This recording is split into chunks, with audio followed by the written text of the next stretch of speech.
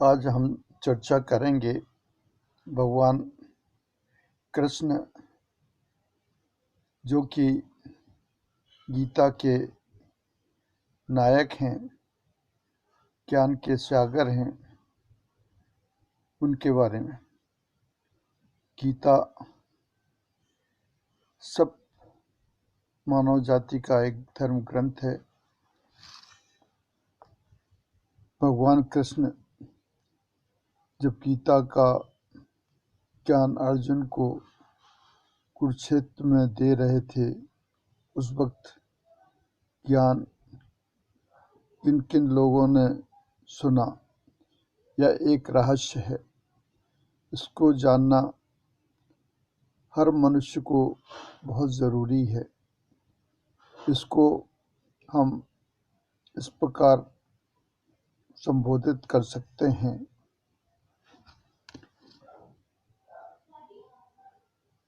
अब भगवान कृष्ण का ज्ञान जिन जिन लोगों ने सुना और गीता का ज्ञान लिया कुरुक्षेत्र में,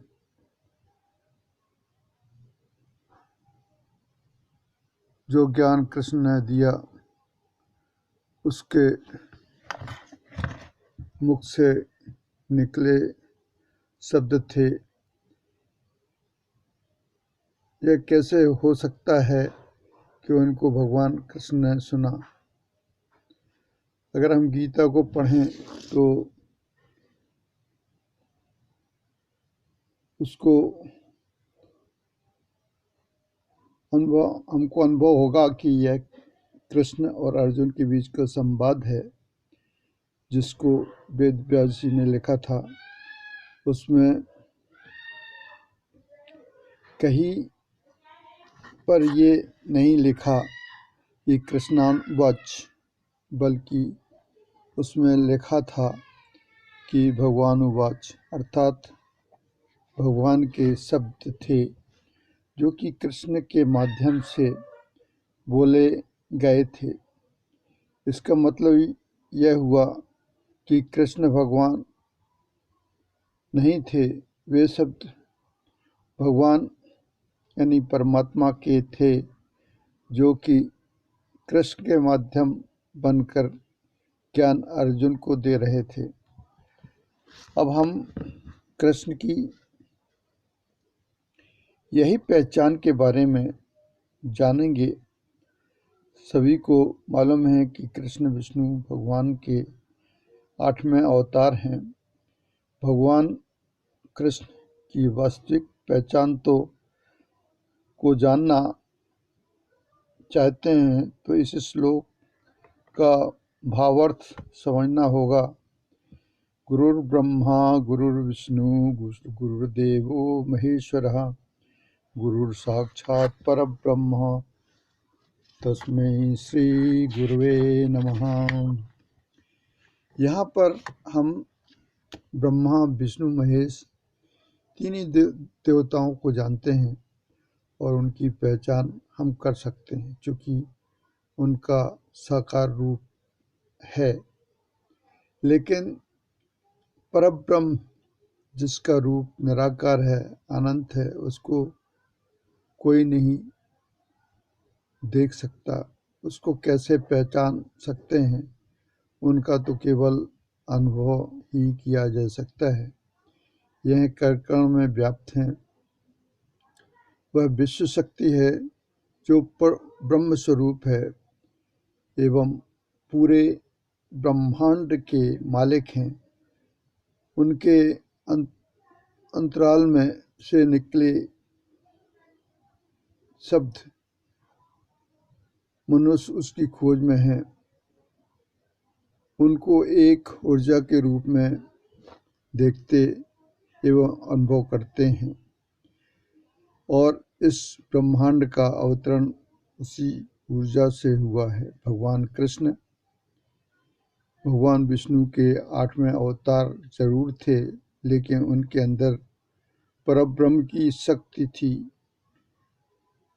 अब यदि इसका प्रूफ जानना चाहते हैं तो हम पाएंगे कि उनका जन्म हुआ, जन्म से ही उनकी माँ मारने का अभ्यास राक्षसों द्वारा किया गया, ऐसा माना जाता है। जबकि किसी सात्विक ऊर्जा का उस साकार रूप में जन्म होता है तो उसका नकारात्मक ऊर्जा का अंतिम खतरे में अस्तित्व कहना चाहिए अपन को, खतरे में पड़ जाता है और राक्षस शक्ति उस देवत्व शक्ति को नष्ट करने का प्रयास करती है। और हुआ यही कि बचपन से भगवान कृष्ण राक्षसों का सामना करते थे, राक्षस आते उनको मारने का प्रयास करते। बचपन से ही भगवान कृष्ण उनका वध करते, उनको किसी भी अस्त्र शस्त्र की जरूरत नहीं पड़ती थी, चाहे वह पूतना हो या अन्य राक्षस, सभी को वह बिना शस्त्र के ही मार डालते थे। भगवान कृष्ण जब बड़े हुए तो वो विद्या अर्जन के लिए गुरु शांतमणि आश्रम गए। विद्या अर्जन के बाद जब वो आश्रम से जाने लगे तब भगवान कृष्ण ने गुरु से पूछा कि मुझे क्या देना है गुरु दक्षिणा में। तब गुरु शांतमणि जानते थे कि मेरा इतना बड़ा गौरव था कि उन्होंने कृष्ण को गुरु होने का गौरव प्राप्त हुआ। वो जानते थे कि कृष्ण भगवान हैं, उनसे क्या गुरु दक्षिणा लेना। उनकी सबसे बड़ी गुरु दक्षिणा तो उनका गुरु होना ही था। लेकिन जब गुरु माता को पता चला कि कृष्ण भगवान हैं तो उन्होंने गुरु माता होने के नाते अपने पुत्र को जीवित करने की इच्छा व्यक्त की, जो मृत्यु को प्राप्त हो चुका था। गुरु माँ की आज्ञा पालन करने के उद्देश्य से वो यमलोक गए और जीवात्मा को लाकर पुनः जीवित किया, जो कि प्रकृति के नियम के विरुद्ध था। जो एक इतिहास बना, इसके पूर्ण ही ऐसी गुरु दक्षिणा किसी ने कभी ऐसी दी है और ना दी ही दे पाएगा।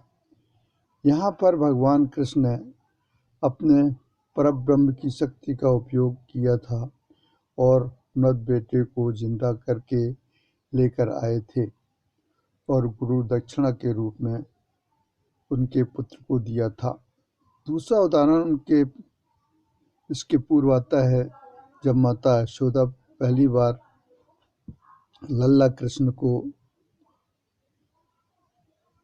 यमुना के किनारे लाती हैं।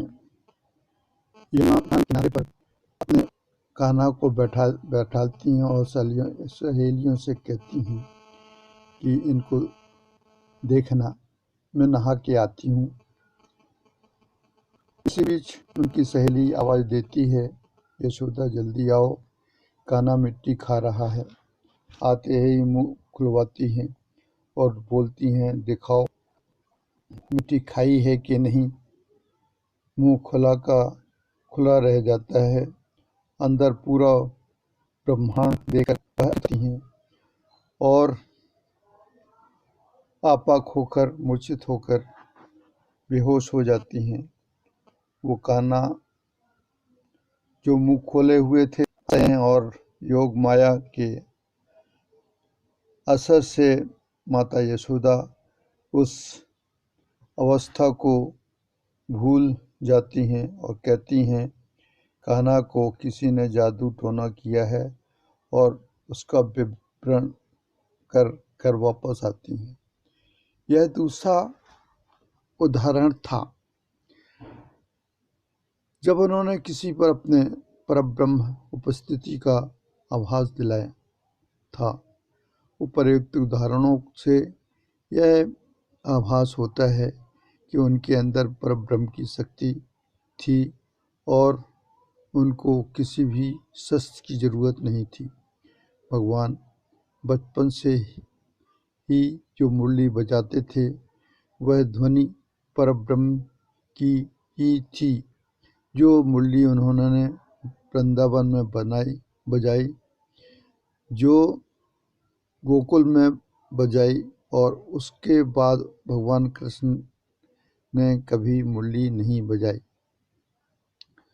भगवान कृष्ण ने जब गुरु माता को उनके मृत पुत्र का जीवन दान दिया,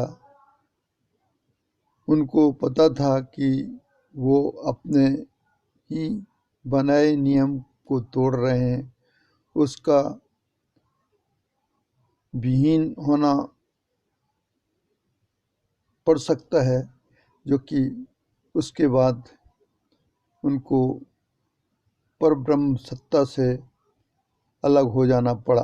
भगवान कृष्ण की यह खासियत है, उनकी जिंदगी में यही नियम है जो वो बनाते हैं, वो खुद बनाते हैं। वो परिस्थितियों को ध्यान में रखकर अपने आप को बदलते थे। अब तक जो जिया परब्रह्म की सत्ता का उपयोग कर जिया था, अब शक्ति चली गई। अब उसको भगवान विष्णु के अवतार के अनुरूप उनको जीना था। अब उनको शस्त्र की जरूरत थी। अब उनको महाभारत के युद्ध क्षेत्र में रहकर धर्म को रक्षा के लिए कार्य करना था। इसीलिए उन्होंने परशुराम जी को बुलाया। इसलिए बुलाया गया ताकि वो भी भगवान विष्णु के अवतार हैं। विष्णु का जो शस्त्र है सुदर्शन चक्र, उसे लेने के लिए भी तो पात्रता चाहिए, इसीलिए परशुराम को चुना गया।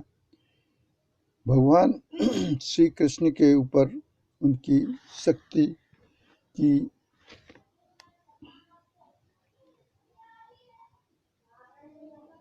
अर्थात आध्यात्मिक शक्ति का लेवल सबसे ज़्यादा था। यह सब तब हुआ जब अमेरिकन यूनिवर्सिटी के स्कॉलर ने मनुष्य आध्यात्मिक गुरु स्वामी विवेकानंद, भगवान कथा महावीर स्वामी, ईसा मसीह, राम और कृष्ण आदि, उन्होंने सबका स्थान आत्माओं के अपनी शक्ति का उपयोग समाज के उत्थान के लिए कैसे किया, और उन्होंने पाया कि हम सभी मनुष्य जीवन के तीसरे लेवल पर जी रहे हैं। तीसरे लेवल का मतलब उत्पत्ति से है। यहाँ पर सबसे पहला लेवल है पेड़ पौधों का, दूसरा लेवल है जानवर, और तीसरा लेवल है मनुष्य का। स्वामी विवेकानंद एक साधारण मनुष्य नहीं थे। उनका लेवल अधिक शक्तिशाली था मनुष्यों से, और वो मनुष्य से दुगने पावरफुल थे। भगवान बुद्ध को पाया गया कि वो 9वें स्थान में थे, अर्थात हम सभी से 3 गुने ज़्यादा शक्तिशाली। इसी प्रकार उन्होंने सभी संत महात्माओं एवं भगवान आदि हो चुके हैं, उनके बारे में पाया कि जीसस एवं राम भगवान का लेवल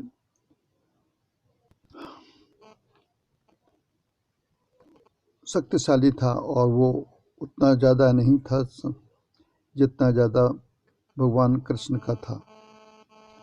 उसी चमत्कार की वजह से हम उन्हें भगवान का दर्जा देते हैं। लेकिन सबसे ज़्यादा इस संसार में किसी ने यदि पाया है तो वे थे भगवान की श्री कृष्ण, जिनको 16वां लेवल मिला था। अब यह प्रश्न उठता है कि इस रिसर्च को माना जा सकता है? तो हम कहेंगे ज़रूर, अगर ऐसा होता तो इस रिसर्च को जीसस को सब सर्वोपरि मान सकते थे, लेकिन ऐसा नहीं पाया गया।